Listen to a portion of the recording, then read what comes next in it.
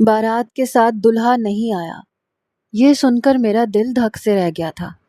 اتنا تو مجھے معلوم تھا کہ میرے ہونے والے شوہر کی طبیعت ٹھیک نہیں ہے، لیکن وہ بارات والے دن بھی نہیں آئیں گے، یہ بات میرے لیے بہت ہی زیادہ پریشان کن تھی۔ لیکن پھر میری سہیلیاں کہنے لگیں کہ ہو سکتا ہے واقعی دلہا بھائی کی طبیعت بہت خراب ہو، تم کیوں پریشان ہو رہی ہو، ان کے گھر والے تو آئے ہیں۔ جبکہ دوسری طرف کچھ رشتہ دار کہہ رہے تھے کہ ہمیں تو لگتا ہے کہ دلہا بہت ہی مغرور ہے، اچھی نوکری ہے، خوب کماتا ہے، دیکھنے میں بھی حسین و جمیل ہے، ظاہر سی بات ہے نخرہ تو دکھائے گا نا، نکاح اسی لیے تو پہلے کر لیا تھا تاکہ آخر وقت پر لڑکی والوں کو نیچا دکھا سکیں۔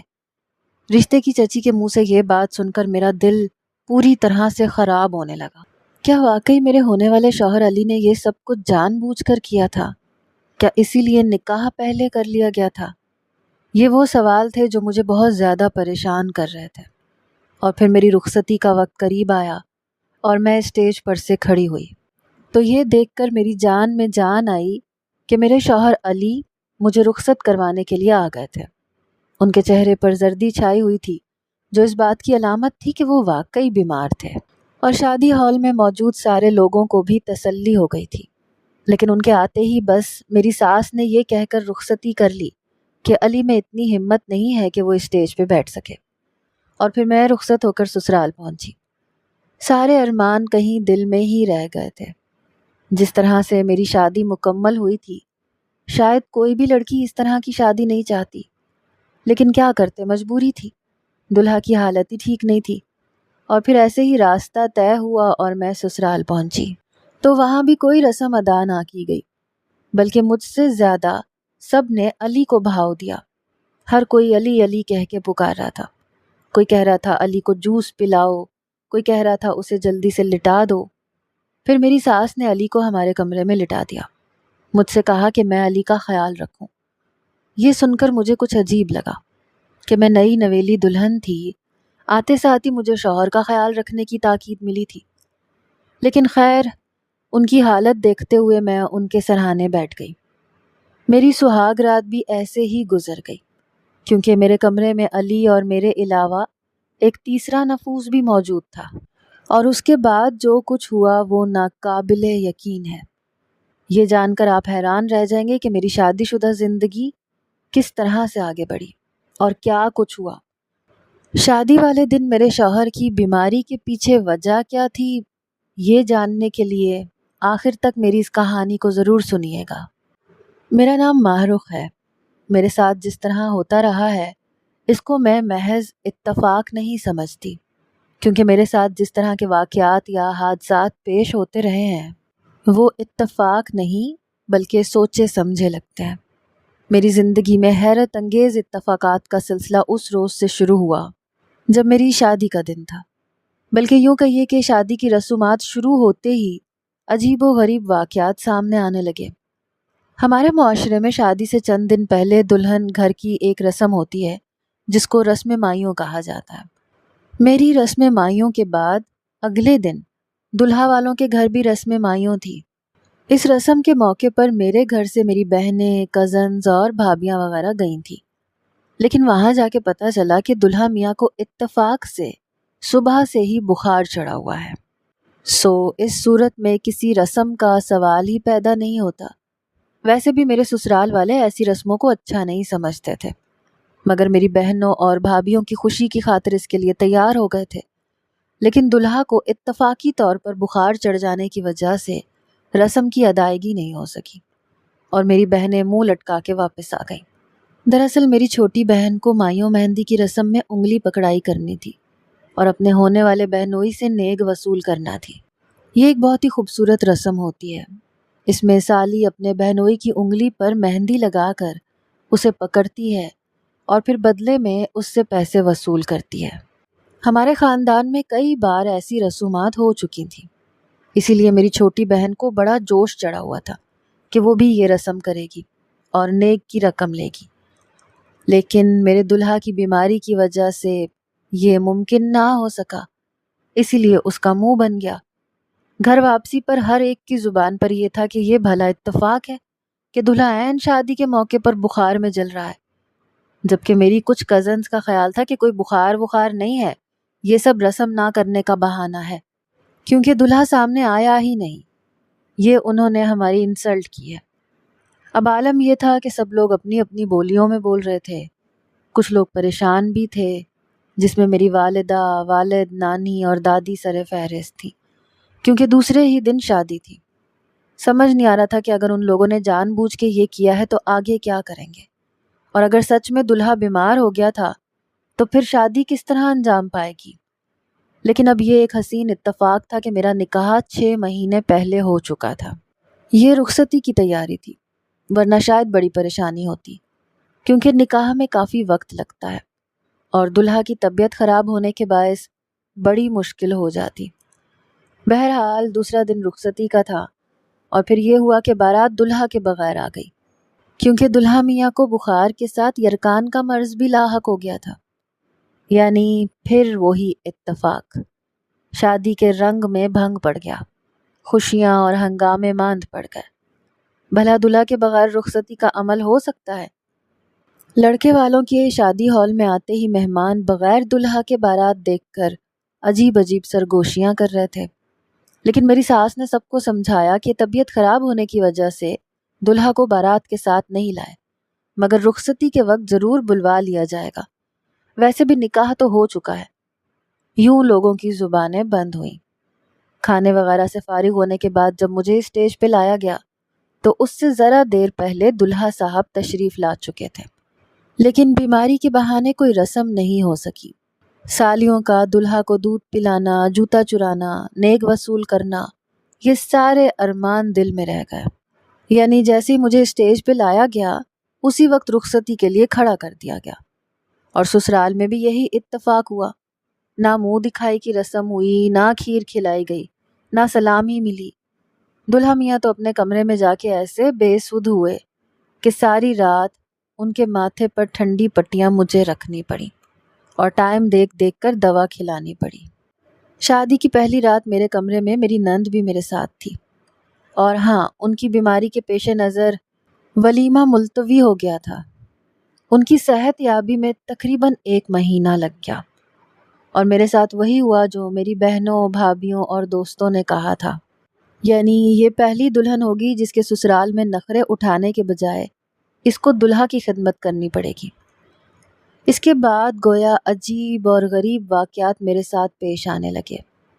زیادہ تر کوئی نہ کوئی اتفاق اس وقت ہوتا جب ہم میاں بیوی بڑے خوشگوار موڈ میں تنہا ہوتے، اور جب بھی کوئی اچھی بات، محبت بھری بات ہوتی تو اس وقت غیر محسوس طریقے سے ایسے لگتا جیسے کوئی اور بھی ہمارے درمیان موجود ہے۔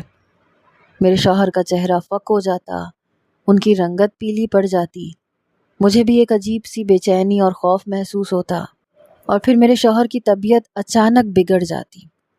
اس کے بعد کئی دنوں تک ان کی طبیعت خراب رہتی، وہ بہت نڈھال اور کمزور لگنے لگتے۔ مجھے کبھی کبھی خیال آتا شاید میرے ساتھ دھوکہ ہوا ہے، میرے میاں یا تو نفسیاتی مریض ہے یا یہ شادی ان کی مرضی سے نہیں ہوئی۔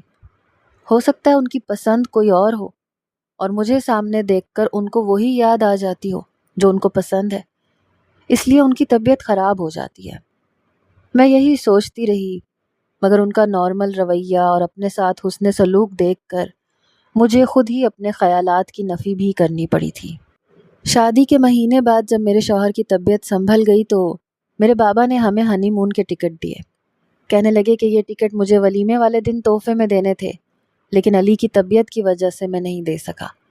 میں چاہتا ہوں اب تم دونوں کچھ دن شمالی علاقہ جات میں گھوم پھر کے آؤ، تاکہ علی کی طبیعت اور بھی سنبھل جائے اور تم دونوں کو ایک دوسرے کے ساتھ سکون سے وقت گزارنے کے لیے مل سکے۔ بابا کی بات سن کے میں تو بہت خوش ہوئی تھی، لیکن نہ جانے علی کی آنکھوں میں کیوں پریشانی سی نظر آئی تھی۔ بابا وہ ٹکٹ دے کے چلے گئے، علی نے وہ سائڈ ٹیبل پہ رکھ دیے، پھر ایسے ہی سونے کے لیے لیٹ گئے۔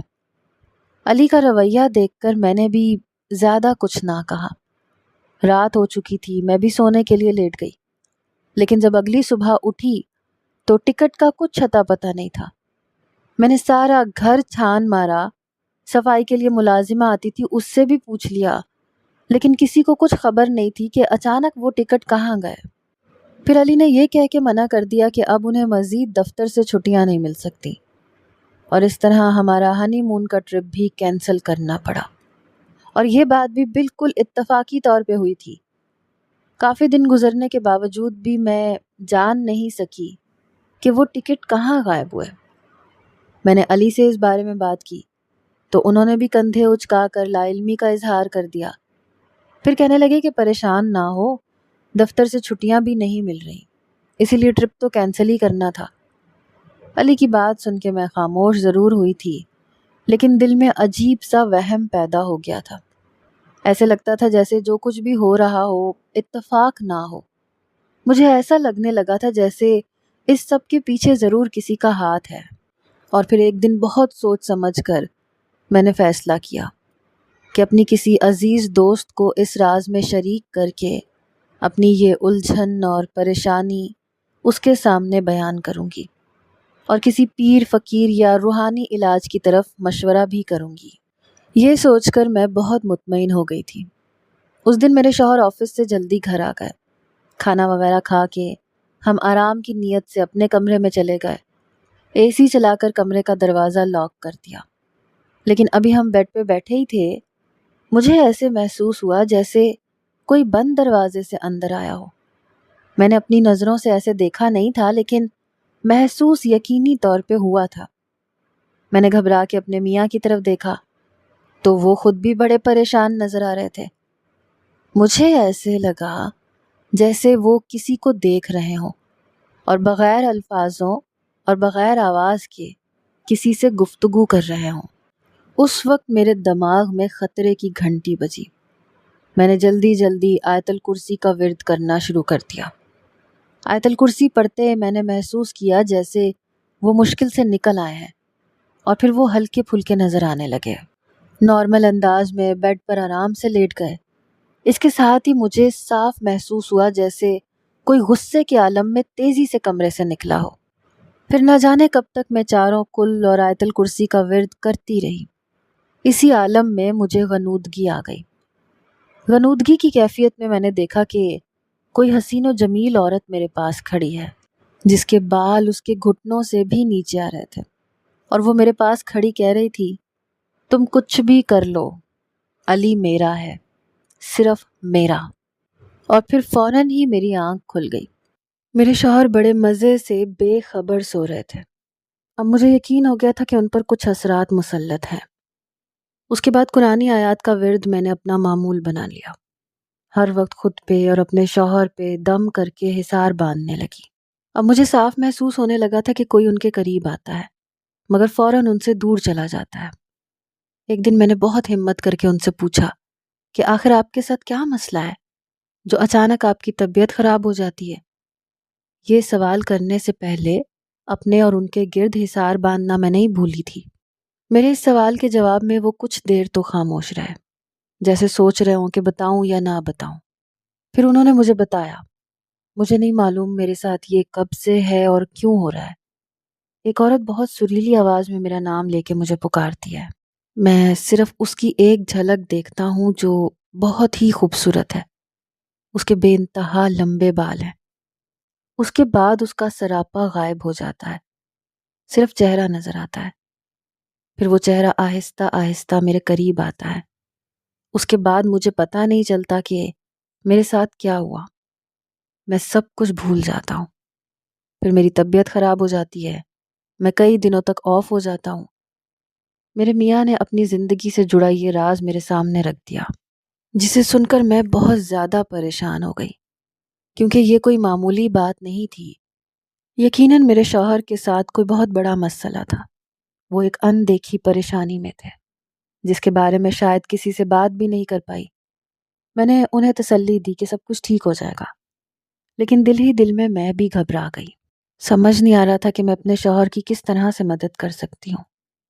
ایسے ہی دن پہ دن گزرنے لگے، لیکن میرے اور میرے شوہر کے درمیان جو ایک نامعلوم سی دوری تھی وہ ختم نہ ہو سکی۔ وہ جب بھی میرے پاس آتے تو کچھ نہ کچھ گڑبڑ ضرور ہو جاتی، اور میں چاہ کر بھی کچھ نہ کر پاتی۔ ہاں البتہ میں قرآنی آیات کا ورد کرتی تو معاملات جلدی تھم جاتے تھے۔ ایسے ہی شادی کو 6 مہینے ہوئے تو میرے سسرال والوں کو خوشخبری کا انتظار رہنے لگا۔ پھر ایک دن میری ساس نے ایک ایسی لیڈی ڈاکٹر کے بارے میں بتایا جو دوا کے ساتھ ساتھ روحانی علاج بھی کرتی تھی۔ انہوں نے مجھ سے کہا کہ دلہن کل تم میرے ساتھ چلنا، میں تمہیں ان بزرگ ڈاکٹر صاحبہ کے پاس لے کے جاؤں گی جو تمہارا چیک اپ کرنے کے ساتھ کچھ دم وغیرہ بھی کریں گی۔ میں چاہتی ہوں کہ میرے آنگن میں جلدی پھول کھلے، میں اپنے علی کے بچے دیکھنا چاہتی ہوں۔ ان کے چہرے پر ایک خوشی، ایک بے چینی کے تاثرات تھے۔ میں سمجھ گئی کہ وہ جلدی سے اپنے بیٹے کی اولاد دیکھنے کے لیے بے چین ہے، اسی لیے میں جی اچھا کہہ کر خاموش ہو گئی، مگر دل میں خوش بہت ہوئی تھی۔ اگر وہ ڈاکٹر صاحبہ واقعی کوئی بزرگ ہستی ہوئی تو میں انہیں اپنا اصل مسئلہ بتا دوں گی، کیونکہ میرے دل میں بھی شدید خواہش تھی کہ میری کوئی اولاد ہو۔ لیکن پھر وہی اتفاق آڑے آ گیا۔ جس دن ہمیں ڈاکٹر کے پاس جانا تھا اس روز صبح ہی صبح میری ساس باتھ روم میں گر گئی۔ ان کی ٹانگ کی ہڈی ٹوٹ گئی، انہیں آپریشن کے لیے ہسپتال داخل کروانا پڑا۔ یوں چند دن ہی گزرے تھے کہ ایک دوپہر گھر کا کام ختم کر کے کھانے وغیرہ سے فارغ ہو کر میں اپنے کمرے میں آرام کی غرض سے گئی۔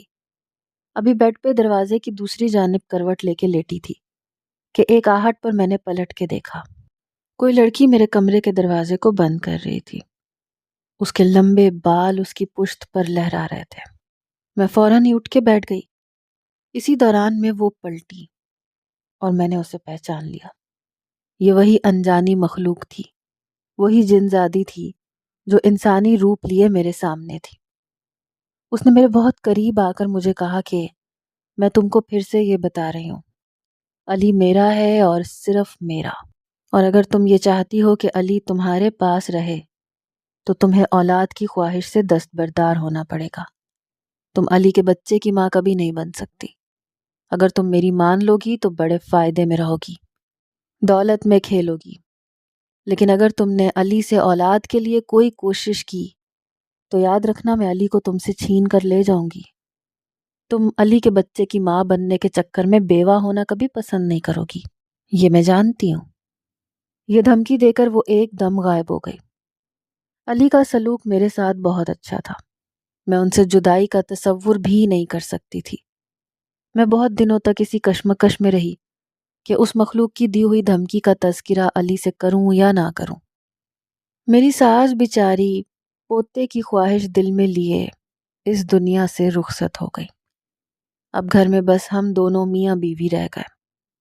زندگی کا سفر جاری رہا۔ اسی دوران میری علی سے اولاد کے موضوع پر کوئی بات نہ ہوئی، نہ کبھی انہوں نے تذکرہ کیا۔ جب سے میری اس مخلوق سے وہ دھمکی کی صورت آخری بات ہوئی تھی، وہ بہت مصروف رہنے لگے تھے۔ حیرت انگیز طور پر ان کی ترقی بہت اونچی پوسٹ پر ہو گئی، بہت اچھی تنخواہ کے ساتھ کافی مراعات بھی ملی۔ پھر ہم نے شمس آباد کا چھوٹا سا گھر چھوڑ کر ڈیفینس میں ایک بڑا شاندار بنگلہ لے لیا۔